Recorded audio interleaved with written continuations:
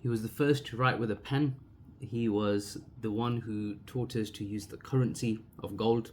He was the one who taught us how to sew, and he was the one who was the first to fight in the way of Allah. And he was the first to study astronomy and think deeply about the stars and the constellations that we see in the skies.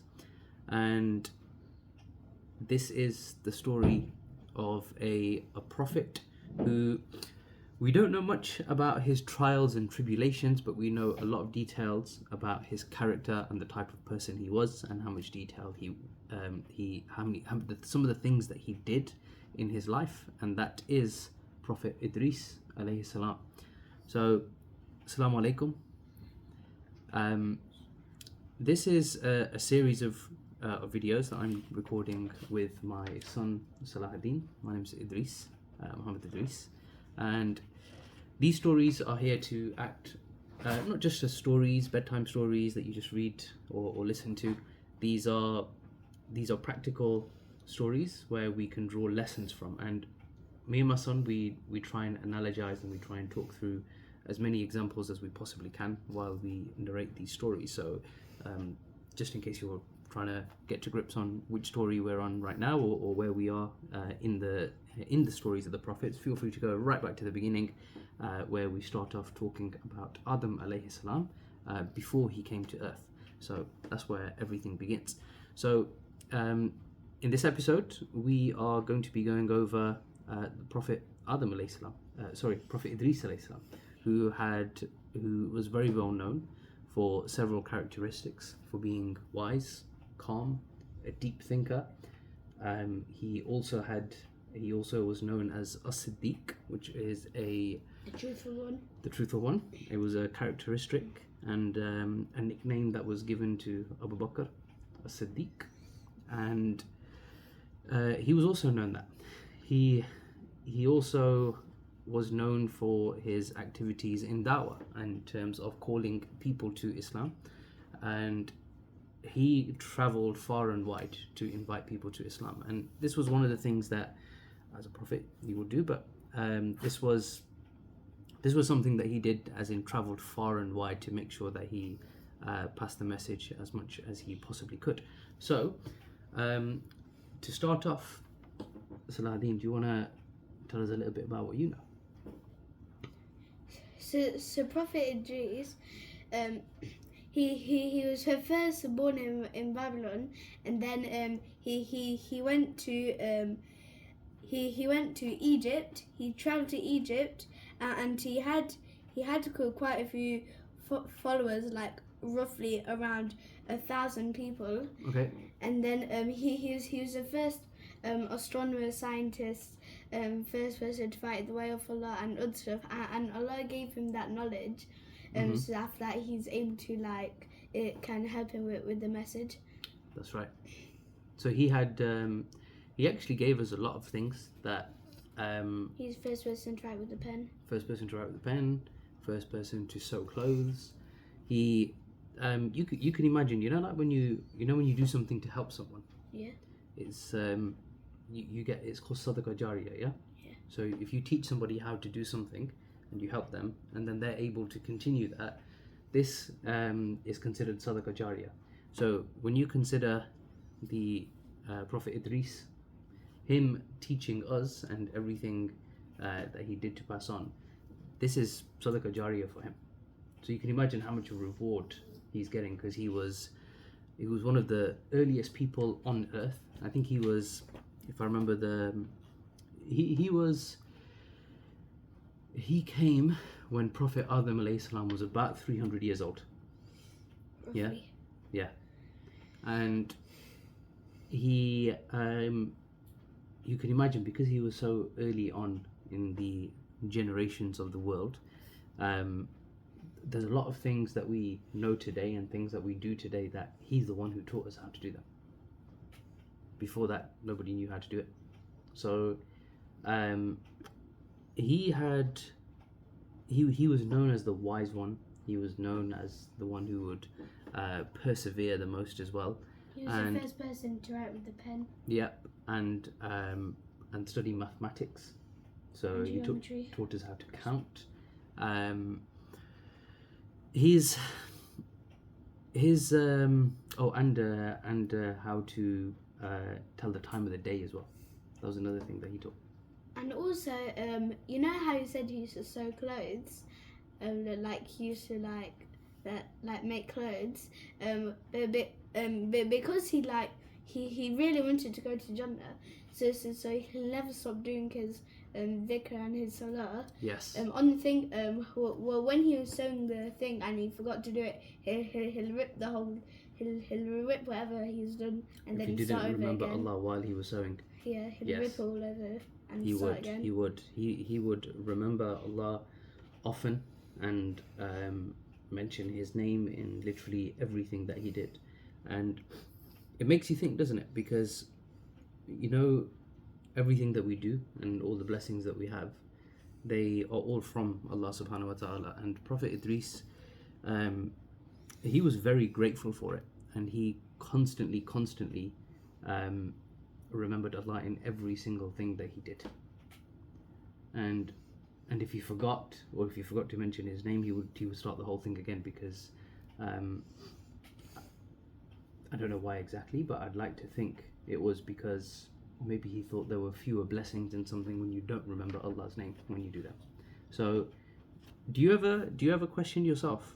Do you ever think about that yourself, thinking that, like, imagine we recorded these videos and everything that we do and we didn't remember Allah?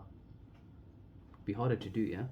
Yeah, it's because well, so we never so it's like the thing about like you know how atheists, how they believe that humans evolved. It's hard to explain that with science and stuff. But whenever you just add Allah's name in it, it becomes very simple.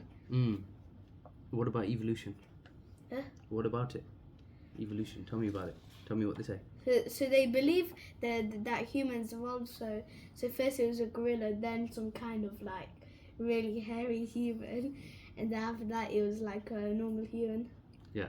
At the time, but that's not true, and also it doesn't really make sense, because how come there aren't any more like gorillas evolving now? Yeah, it's you're right.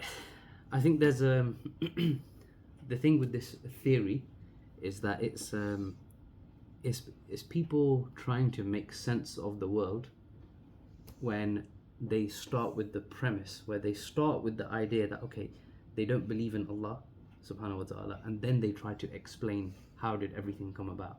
And when you try and explain where the universe came from and everything else without acknowledging that Allah subhanahu wa ta'ala exists, and without acknowledging that everything has a creator, then you start making up some stuff and try and figuring out how to do this. Because the difference between a animal and a human they've got huge differences, and such as before you move on, so they have huge differences, because gorillas, they are a bit like humans, but yes, humans can climb trees, but also gorillas like live in trees. Well, when they do it, they eat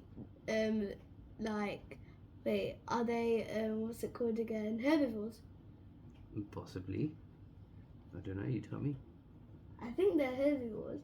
When they do, they only eat plants, and also You act like a gorilla sometimes. and also they're too hairy. Okay. They are a creation of Allah subhanahu wa ta'ala, and they I'll give you one key difference. I'll tell you what's the difference between humans and animals, okay? It's not about character. It's not about the way that they behave and the things that they do, okay? It's all to do with how they think. Oh, it's because a human has a mind, they're like something where it's able to choose what it wants to do. Animals don't really have that. Exactly. So, you know when people say animals have certain characteristics, like they behave in a certain way, okay? Humans, you can change your characteristics, okay? The way that you behave, you can change it. An animal can't. A dog will always bark you're never gonna hear a dog speak Japanese. Yeah, it's not gonna happen. Okay, but a human, if they speak one language, they can learn another language. They can learn another language. And if a human is a rude person, they can become polite. And if a human is somebody who is weak, they can become strong, and the strong person can become weak. All of these things they can change. Whereas a gorilla is mighty and strong, but you're never going to find a weak gorilla. They're all strong. Okay, and a dog will always bark. A cat will always meow. And when you consider what animals do, you're never going to have a cat that starts barking. It's not going to happen, right? And you're going to have an elephant that one day starts flying like a bird. It's not going to happen, yeah, because they can't change their characteristics, the way that they behave. It's because their behavior and their characteristics are already set in that way. That's right. And you know, like how that's a really important point actually, because the nature of animals is determined by Allah subhanahu wa ta'ala. In fact, even for us, the fact that we have 2 eyes and 2 ears and 2 nostrils, this is something that is decided by Allah subhanahu wa ta'ala. Okay, and the things that animals do, this is also something that is decided by Allah subhanahu wa ta'ala. But humans, we have a mind. We're able to think and we can decide for ourselves. Animals, they are almost programmed to behave in a certain way, and they always behave like that.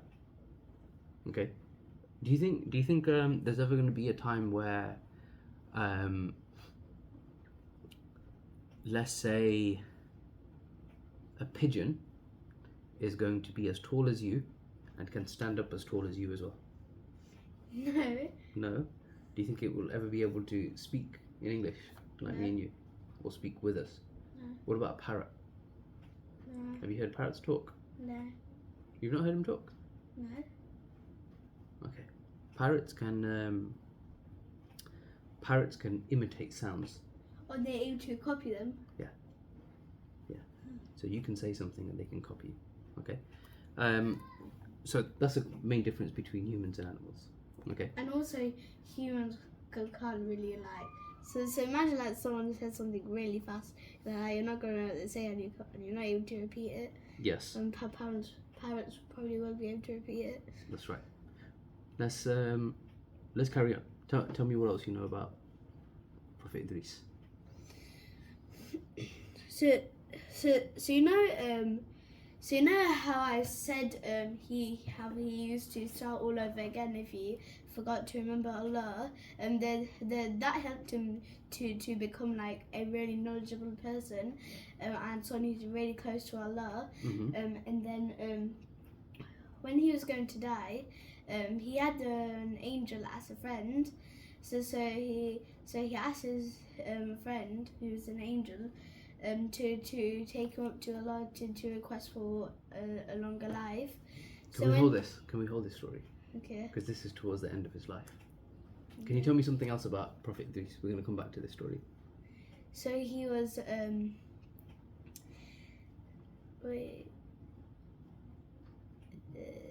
he was like he was the first person to use a pen, but he's also the first person to write and read as well. Yes. Read and write.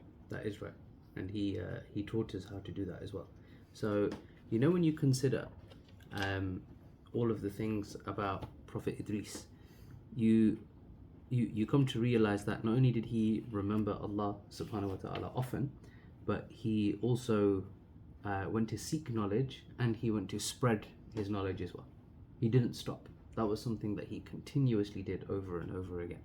And his being truthful, being honest, is one of his characteristics, and this is something that we should all aspire to do, which is always tell the truth, even if it hurts, even if it could get you into trouble. Just tell the truth. Okay. It's because like, or would you rather have a a very small little punishment in this life, or get a sin that could help you, which could like get you further away from paradise and get you closer to the fire? Correct. So and there was one more characteristic as well about Prophet Idris, and that was that he was described to be like another prophet. Like his personality was like another prophet. Like Prophet Muhammad. Yes. It's because he's really truthful, like Prophet Muhammad. Yes. He's really calm, like Prophet Muhammad. Yeah. And also he's really intelligent, like Prophet Muhammad. And also he was also one. He also went up to the heavens, like Prophet Muhammad. Yes. Because on the Isra wal Miraj, Prophet Muhammad went up, and then when Prophet Idris was when he was with his angel friend going up, he got into Jannah then. That's right. Prophet Muhammad salatu wasalam, he met Prophet Idris alayhi salam in the fourth heaven during the journey of Al-Isra wal Miraj. So if you're watching this now and we've recorded that episode, then that story is going to come a little bit later. And if you're watching it and we haven't recorded it, then hold fire because it's going to come soon, inshallah. So Prophet Idris's life ended in a very interesting way, and it's very unique because he's the only person to ever die like that. But earlier on you were saying that he heard about his good deeds and he wanted to do more of them. Can you tell us about that part of the story and then what happened? So when he was going up on the angel So just go back one step. Like why did he even go up? He wanted to request for more lives, and also his rewards were so basically like they were multiplied a bit more. So he was informed by an angel that his rewards are going to be multiplied. So remember how we spoke about Sadaqah Jariyah? Effectively that's how. Okay? Because everybody today, they know how to count, they know how to read, they know how to write. They also have scientists now who basically copying the actions of him. All of it stems back to Prophet Idris. So when you consider this, there's a lot of Sadaqah Jariyah that Prophet Idris will be getting. Okay, so Prophet Idris was informed about his good deeds, and he said he wanted to spend a bit more time on earth, and because he was told like when he was going to pass away, or how long he had to live. So he decided that he wanted to spend a bit more time here so that he can get a few more good deeds.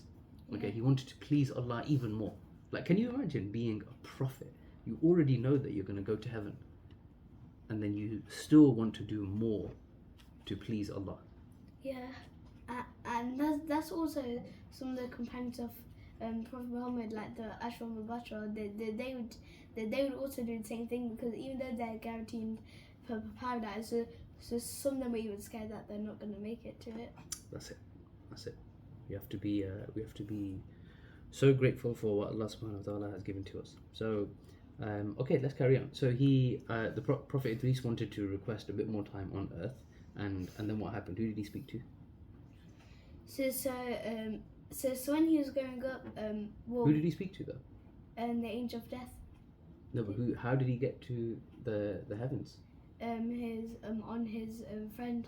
Yes. As an angel. Prophet Idris had a friend who was an angel. When he was going up, at the time, around that time, Allah told the angel of death to.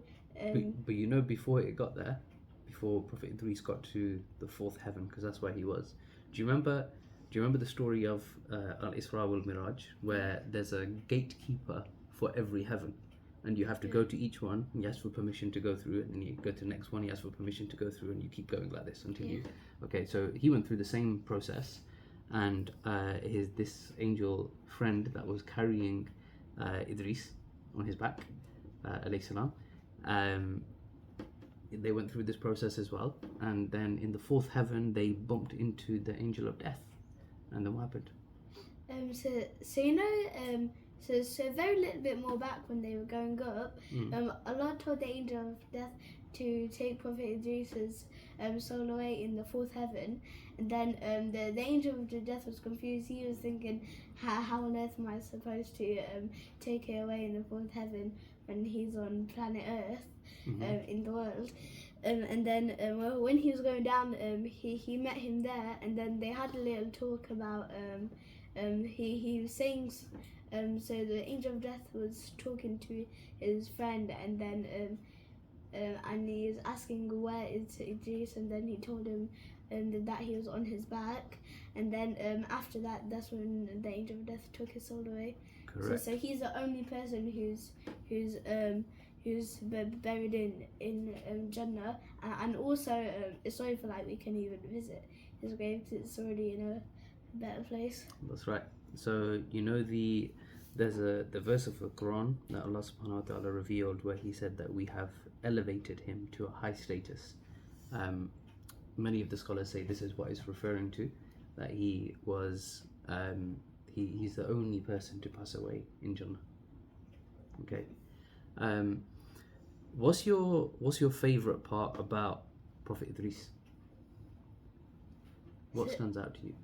So I just really liked how he died, and also how he was really clever, and you know how he had these things like scientists and stuff.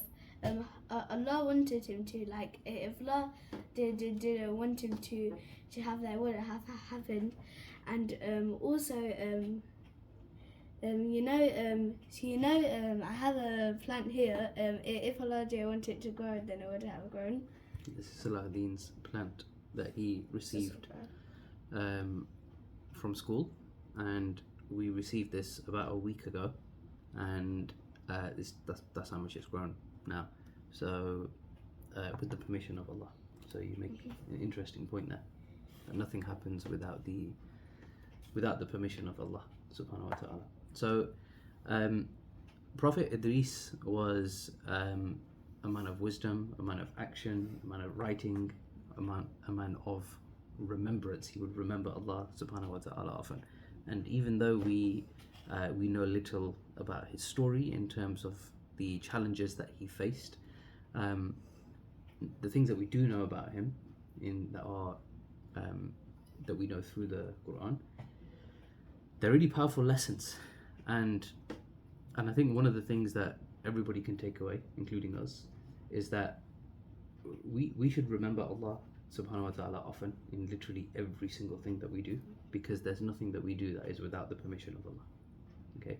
And when you consider how many times we should be thankful and grateful to Allah, that we have too many things to be grateful for. So even if you were to numb them, you'll never ever get to the end. That's right. We don't have I don't think we have enough time in our lives to count all of the things that we have to be grateful for. Even if we're using every single second of our life, we'll never get to the end. That's it. Or way too much. So I think we should aspire to be as much as we can like the Prophet Idris, and we inshallah will be meeting him again in Jannah. Make dua that we can all meet him there. But there's a really important point that I actually take from this, and I don't know if you draw on this as well, but you know when you really want something, regardless of what reason it's for, whether it's for yourself, for your family, or anything, but when you want something, you know that it's going to happen with the permission of Allah. Okay. So in Prophet Idris's case, his was really interesting. He wanted to live longer on earth so that he could do more good deeds. Okay? And he knew that he had to get the permission of Allah for that to happen. So he made his way up there. And this is interesting. What could be better than passing away in heaven and then staying there? I have no idea. There's nothing better than that, is there? Yeah, it's because you know how Prophet Idris is in Jannah right now, and when he's there, he could just visit his grave whenever he wants to. Yeah, that's it. So, and it's like inshallah, when you go to Jannah, I don't think we'll be really able to visit our graves, because it's going to be with the rest of the universe, and the rest of the universe is going to get smashed. That's right. Is there a question that you want to ask Prophet Idris when you meet him? Where did you first come up from Earth, and what was it like when the age of death was coming? Yeah. I want to ask him what it was like riding on an angel's back. Okay. I was sharing a lesson. There was something that I took from the story of Prophet Idris, and that was that Prophet Idris, alayhi salam, he really wanted to please Allah subhanahu wa ta'ala, and he wanted to spend more time on earth. And when you really want something, you have to accept that it comes with the permission of Allah. So he made his way to ask Allah subhanahu wa ta'ala for his permission, for his wish to be granted. And in doing so, in the process, he passed away.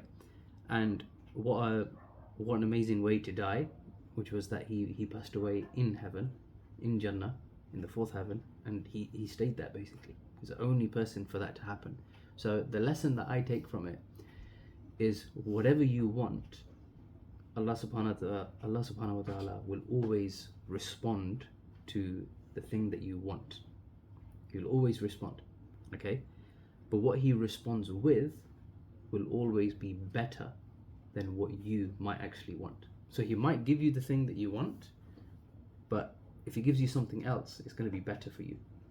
And you might not see it straight away, because it's possible that the angel of death coming to you is probably not the thing that he was looking for or what he wanted, but he was going to stay in heaven. Like it obviously worked out a lot better. So I think that's a lesson that we can take, a lesson of patience and a lesson of perseverance as well. And that is that whatever we're working towards, whatever we're doing, whatever we're trying, it is possible that things don't go to plan and things you don't get what you want. And in those situations, there is when you turn to Allah and you remember Him, especially if you do so while you're doing your plans. If you don't get what you want, then with the permission of Allah subhanahu wa ta'ala, you will get something better. So that's a lesson that I take from it, and that is all for now. There were other messengers that came in between the Prophet Idris and the Prophet Nuh, but we are going in line with the most notable prophets, the 25 that are mentioned in the Qur'an that we know some more information and details about. So who's going to be next? Is it Prophet Nuh? Yes. In your notes, it says it. Yeah. So Prophet Nuh. So we're going to save that story till next time. I hope all of you enjoyed this. If you did, comment Idris, and I will see you in the next episode, inshallah. Assalamu alaikum.